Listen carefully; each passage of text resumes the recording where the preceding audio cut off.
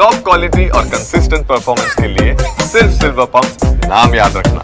ಭಾರತೀಯ ಸೇನೆ ದಾಳಿಗೆ ಬದಲಾಯಿತು ಚಿತ್ರಣ.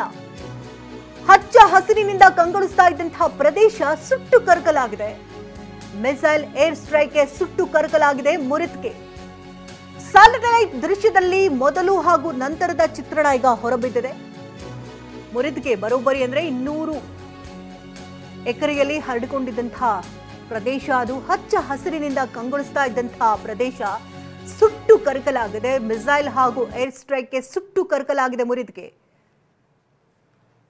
ಸ್ಯಾಟಲೈಟ್ ದೃಶ್ಯದಲ್ಲಿ ಮೊದಲು ಹಾಗೂ ನಂತರದ ಚಿತ್ರಣ ಏನು ಗಮನಿಸ್ತಾ ಇದ್ದೀರಿ. ಒಂದು ಬದಿಯಲ್ಲಿ ಮುರಿದ್ಗೆ ಸಂಪೂರ್ಣವಾಗಿ ಹಚ್ಚ ಹಸಿರಿನಿಂದ ಕಂಗೊಳಿಸ್ತಾ ಇರುವಂತಹ ದೃಶ್ಯಗಳು ಎಡಭಾಗದಲ್ಲಿ, ದಾಳಿಯ ನಂತರದ ದೃಶ್ಯಗಳು ಸುಮಾರು 200 ಎಕರೆ ಹೊಂದಿದಂತಹ ವಿಸ್ತೀರ್ಣದ ಪ್ರದೇಶ ಇದು ಮುರಿದ್ಗೆ.